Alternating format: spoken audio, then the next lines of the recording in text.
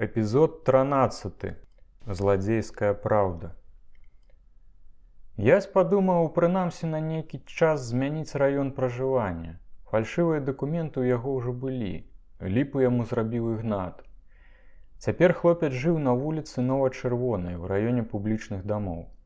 Тут хавацца было найпрасцей. Раён быў вялікі і густанаселены.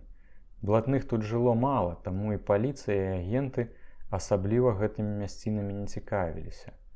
З тузоў падпольнага свету тут хаваўся толькі Янка Залаты Зуб. Ён акурат і параіў Ясю пасяліцца ў гэтым раёне. Неяк апоўдні Залаты Зуб завітаў да Яся. З сабой ён прывёў грамадзяніна, які прынёс хлопцу ліст ад Лобавай. Ліст быў дасланы зладзейскай поштай праз баранаў трушчобу Цыпы. Адтуль яго забраў грамадзянін. Лісты злодзеяў не губляюцца і не падлягаюць таемнай цэнзуры. Часам такая малява вандруе з Варшавы ці Адэсы некалькі месяцаў. Часам перадаецца з рук у рукі нават праз турмы. Лобава пісала, каб ён не прыходзіў да яе пакуль, бо ў кватэры быў обшук, шукалі яго. Распытвалі жыхароў двара. Прасіла, каб прыйшоў у нядзелю ўвечары, калі сцямнее. Яна будзе чакаць яго на плошчы перад касцёлам. Паніч лічыў неабходным падчаставаць Янку і грамадзяніна. Дома ў яго нічога не было, таму яны пайшлі ў бліжэйшы лупанарый. У гэты час ён быў зачынены, але бандэрша была свая, і кухня ў яе была добра забяспечаная. Яны прайшлі ў залу для гасцей, цяпер пустую і ціхаю. Там чакалі абеду. Грамадзянін быў ужо на падпітку. У размовах са злодзеямі ён больш піў, чым еў.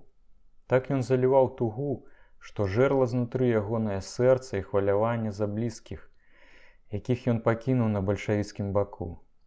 У лупанары іх знайшоў Чэсік Свабода. Яму патрэбны быў Янка Залаты Зуб. «Ты як сюды трапіў?» – здзівіліся блатныя. «Злодзей, як сабака сабаку знойдзе», – адказаў Чэсік. Яго запрасілі на абед. Ягоную прапаганду не вельмі любілі, але самога Свабоду шанавалі як фірмовага характэрнага злодзея.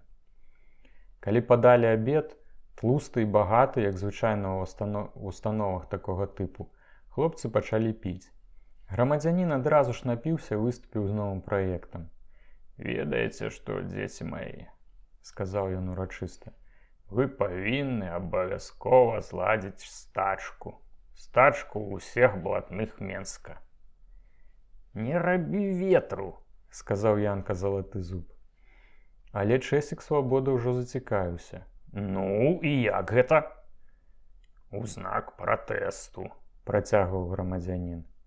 «Супраць здзеку са злодзеяў на допытах, марэння і голадам у турмах, зацягвання розгляду спраў на месяцы». «Дасканала!» – рубануў рукой па стале Чэсік. «Пратэст люмпен-пралетарыя супраць метадаў прыслужнікаў капіталізму». «І як гэта будзе выглядаць?» – зацікавіўся Ясь. «А так, у адзін цудоўны дзень мы расклеім пасюль улёткі, калі нельга будзе інакш, што напісанае ўручную, што з сённяшняга дня злодзеі не крадуць, пакуль справу іх не разгледзяць і не выправяць нанесеныя крыўды». «І што далей?» – працягнуў Янка. «Дык вось, мінае дзень, два, тыдзень, два. У горадзе аніводнага крадзяжу, аніводнага злачынства. Газеты не маюць пра што пісаць, аніводнай сенсацыі. Паліцыя непатрэбная, следчы камітэт таксама. Пракуратура занепакоеная. Судам няма чаго рабіць». «Добра, а на што тым часам будуць жыць злодзеі?» «І на гэта ёсць спосаб. Да стачкі трэба падрыхтавацца. Цягам пэўнага часу кожны злодзей павінен даваць 25% заробку ў стачачны фонд. За пару месяцаў створыцца капітал, якога хопіць на сціплую дапамогу для ўсіх стачачнікаў». Чэсік Свабода пляснуў у далоні. «Дасканала! Не памятаю, як гэта называецца ў Маркса, але кажыце, таварыш, далей. Акрамя таго, вёў далей грамадзянін, трэба стварыць бюро пасярэдніцтва працы і прымаць усе работы. Часова кінуць злодзеяў на рынак працы як танную працоўную сілу. Тыя, хто здольны гадамі галадаць у турме і там працаваць амаль задарма, змогуць супольна стварыць сур'ёзную канкурэнцыю як працаўнікі. Злодзеі здольныя, амбітыя, цягавітыя і трымаюць сваё слова. Калі за што возьмуцца, то зробяць. З гэтай прамовы Янка Залаты Зуб зрабіў высновы, што грамадзянін паехаў з глузду. Таму спытаў яго: «А ты яшчэ не кусаешся? Трэба табе укол зрабіць». Але Ясь прапанаваў іншую думку. А калі паліцыя, следчы камітэт, суды, газетчыкі, ведаючы, што могуць страціць пасады і прыбытак, створаць сваю арганізацыю і пачнуць часова красці, каб пазбегнуць небяспекі, якую створыць для іх стачка. «Такіх у каршэнь!» – кінуў Свабода. «Не», – сказаў грамадзянін. «І на гэта ёсць спосаб.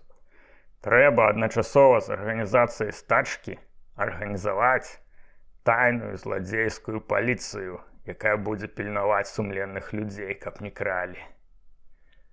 «Гэта ты ўжо лухту вярзеш», – сказаў Янка. «Злодзея можна адвучыць і ўпільнаваць, а з сумленнымі не ўправішся, бо сумленныя крадуць па законе, там, дзе гэтага ты не заўважаеш.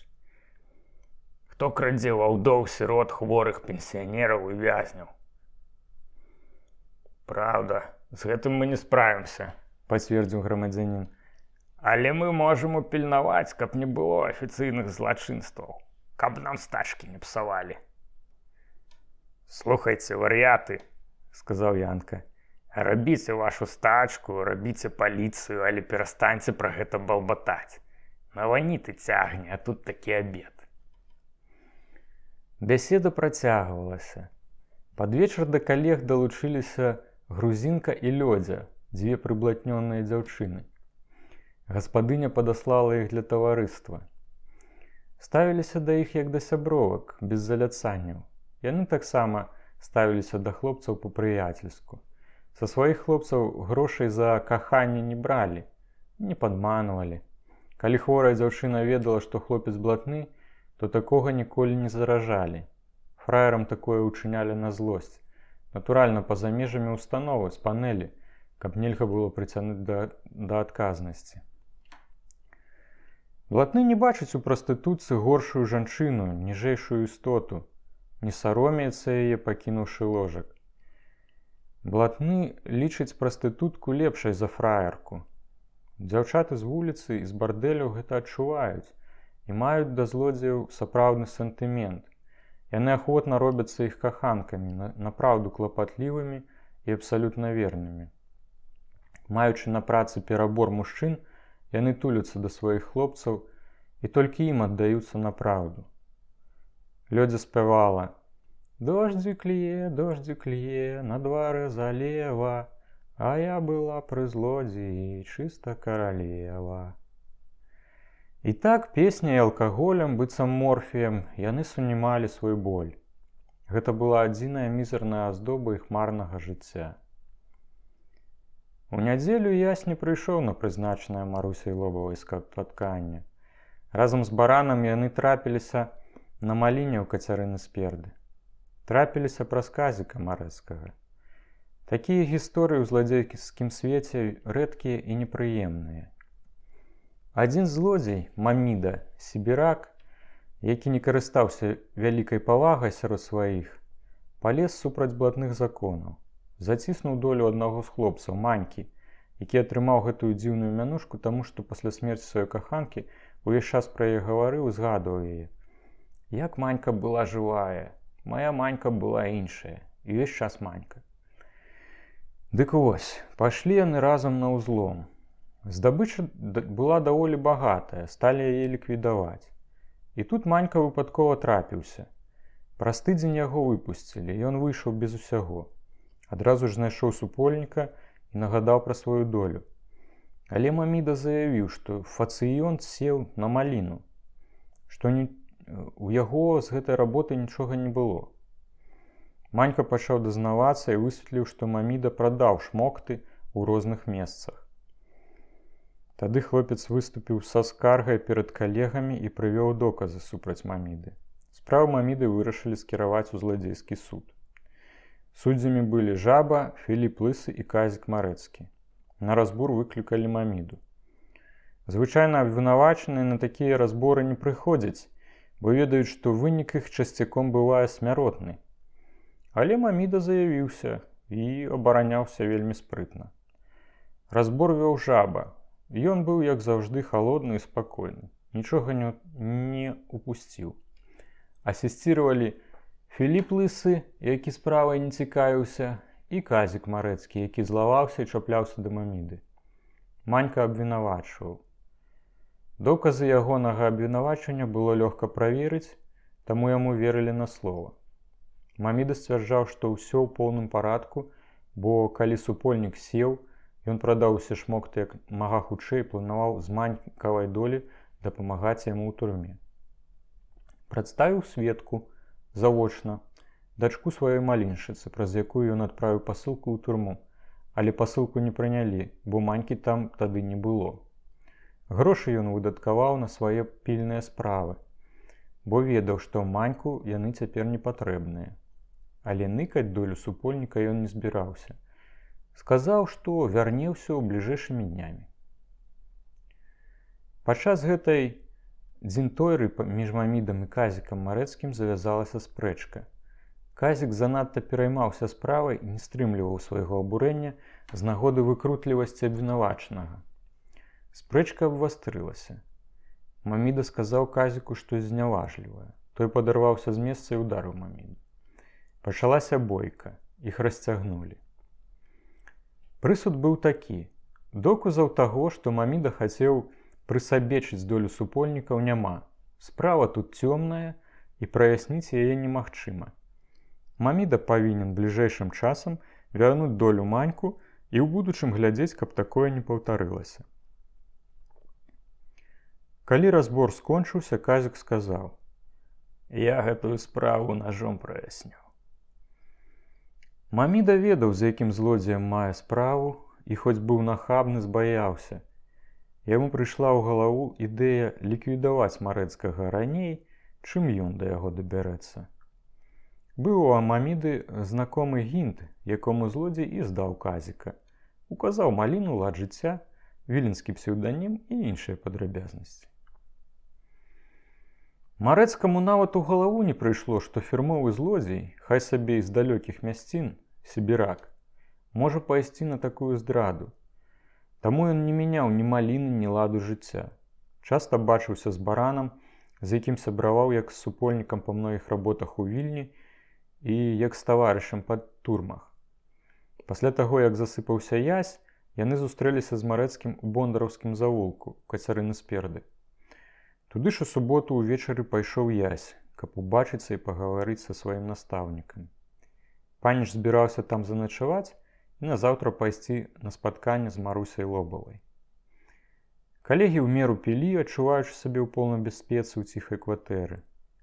Кацярына штосьці рабіла на кухні. Часам яна выходзіла на двор. У пэўны момент яна ўвайшла ў пакой бледнай і ціха прамовіла: «Хлопцы, шухер!»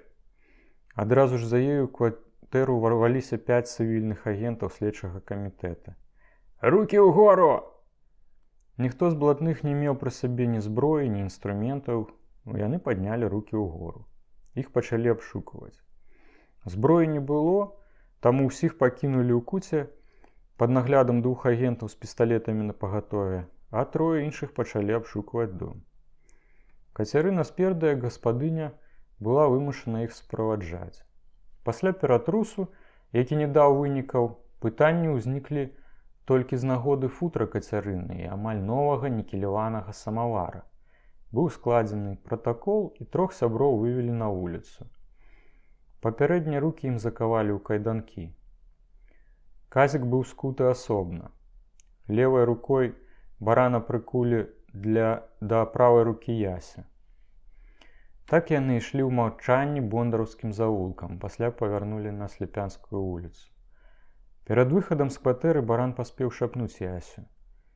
«Ты мяне не ведаеш, ты прыйшоў да касі, бо шукаеш пакой. Ліпы выкінь, ідзі на вытыш». Ясь, карыстаючыся магчымасцю, свабоднай рукой дастаў з кішэні фальшывыя дакументы. У зручны момант ён кінуў іх у лужыну перад сабой і пастараўся наступіць нагой. Гэтага не заўважылі. Ад сваіх дакументаў баран даўно пазбавіўся.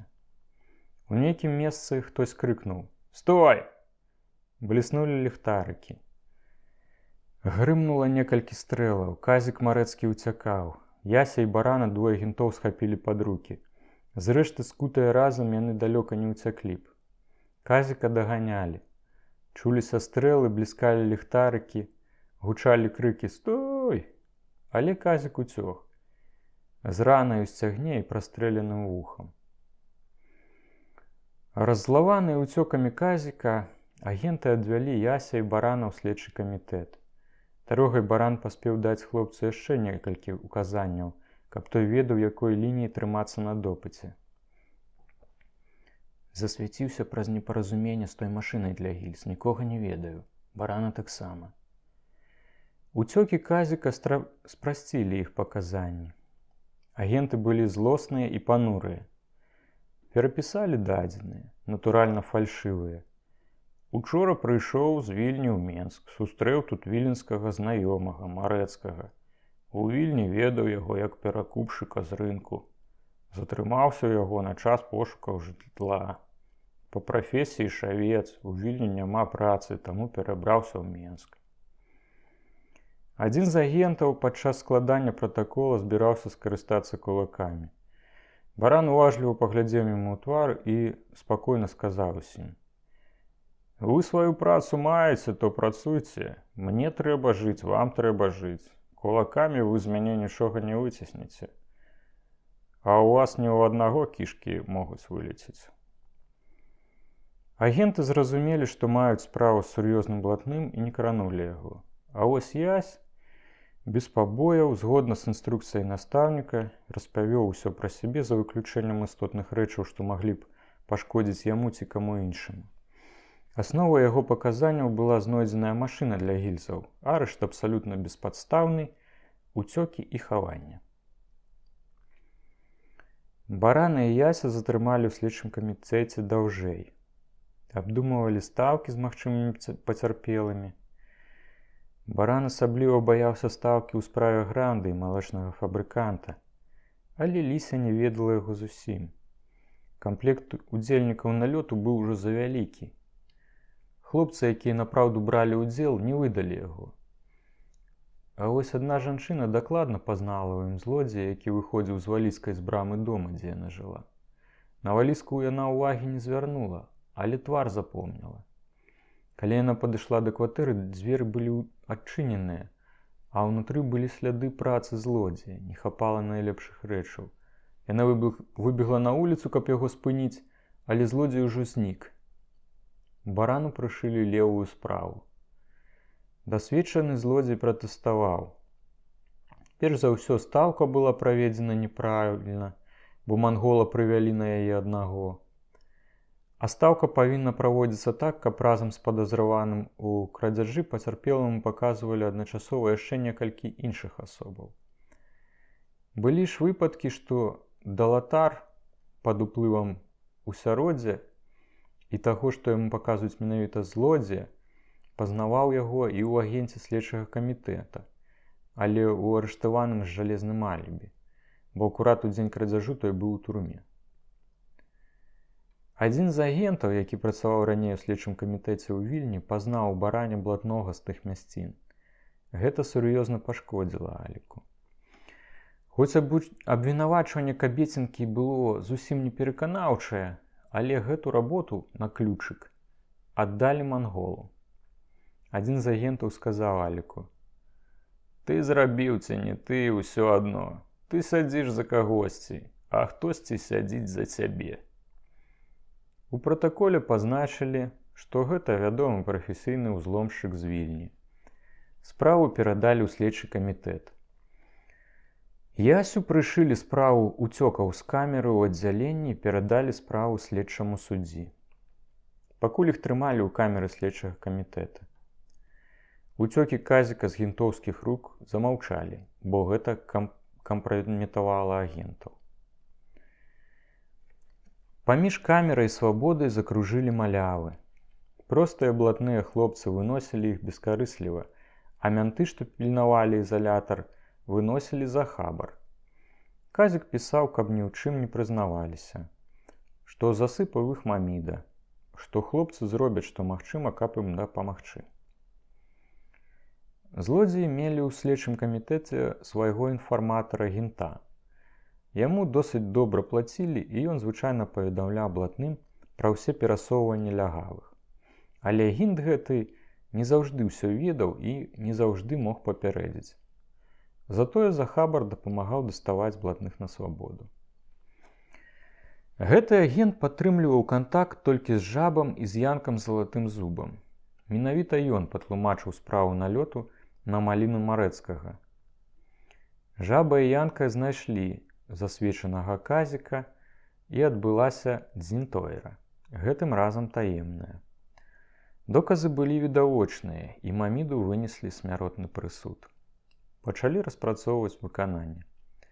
Казік прапанаваў, што ён сам, раз ужо засвечаны, прыйдзе на Маліну Маміды і прыбярэ яго. Жаба не пагадзіўся. Справа была ў тым, каб Маміда выдаў, каму з гінтоў ён злівае інфармацыю. Гэтага інфарматар Жабы і Янкі, агент следчага камітэта, казаць не хацеў, а злодзеі не ціснулі, бо цанілі прафесійную салідарнасць. Нягледзячы на ўдаваную прастату, Жаба быў прэзідэнтам і суддзёй менскіх злодзеяў у тыя часы. На гэтую пасаду яго ўзняла непарушная рэпутацыя сярод фірмовых блатных горада. Ён здабыў яе толькі сваім нязломным характарам і вялікай сілай духа. У зладзейскім свеце, як і ў свеце турэмным, палітыкай пасады і рэспекту не атрымаеш. Там кожны займае такое месца, якое належыць яму паводле ягоных духоўных якасцей. У свеце сумленных людзей брудныя падлы і духоўная галота махлярствам і подласцю могуць здабыць уладу над людзьмі і аўтарытэт. У падпольным свеце гэта немагчыма. Назаўтра з раніцы Жаба паклікаў да сябе Тоську Сароку. Яны раіліся амаль гадзіну. У той самы дзень Тоська доўга круцілася побач з Малінай Маміды, а калі злодзей выйшаў у горад, быццам бы выпадкова з ім сустрэлася. Яны пайшлі разам на рынак, пасля на абед. Тоська ўмела быць залётніцай, і Маміда раставаў ад захаплення ў яе спрытных ручках. Даліншчыца прызначыла яму спатканне ў губернатарскім садзе, у алеі побач з вясёлай вуліцай. Яны павінны былі сустрэцца там а 8:00 і разам пайсці ў кіно. Маміда з'явіўся пунктуальна. Тоські яшчэ не было. Злодзей праходжваўся алеяй. Вакол панаваў змрок. Поруч з Мамідам з'явілася чалавечая поступь. Наблізіўшыся на 2 крока, Маміда ўбачыў нечаканую кралю, а ўзломшчыка Паўла Чорта. Чорт быў вядомы сваёй каласальнай фізічнай сілай.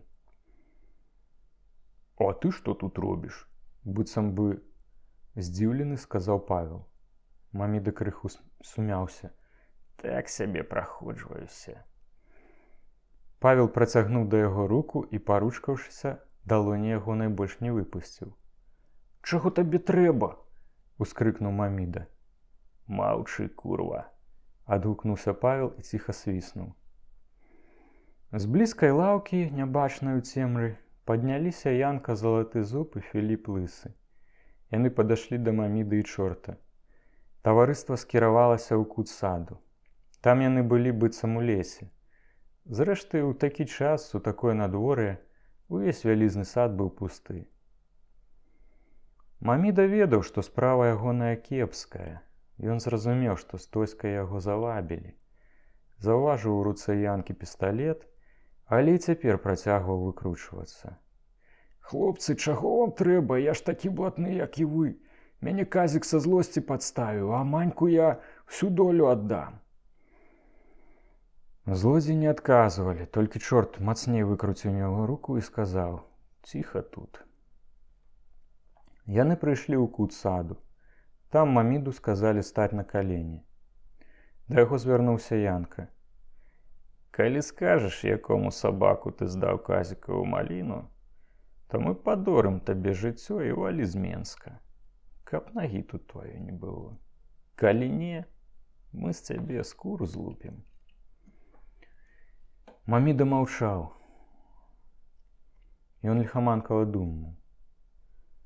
Калі я скажу як апорнік, не, смальнуць макаўку. І ён сказаў: «Сіньцоў». «Ага», – адгукнуўся Янка. «Я так і думаў, хітрая змяюка». Янка бліснуў пісталетам. Прагучалі 2 стрэлы, і Маміда асунуўся на зямлю. Насуперак законам, слова свайго злодзеі гэтым разам не стрымалі. З нагоды дзейнотры над Мамідам раскажу адну дробную справу, якая, што праўда, не мае аніякага дачынення да сюжэта гэтага рамана, але я лічу яе характэрнай дэталю жыцця.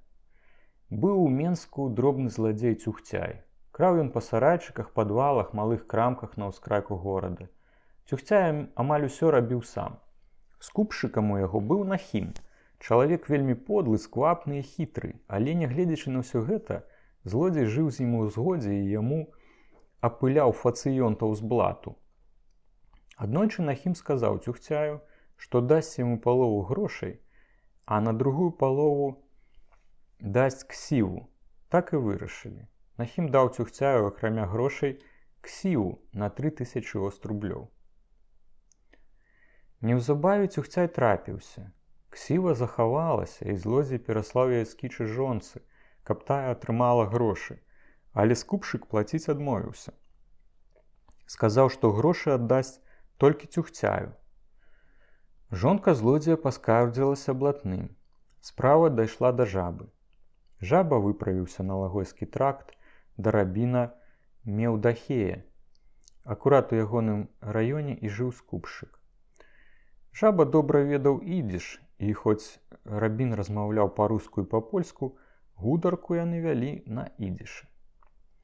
Рабін выслухаў злодзея і загадаў Меламеду, які меў вольную ад навучання дзяцей хвіліну, паклікаць да яго Нахіма.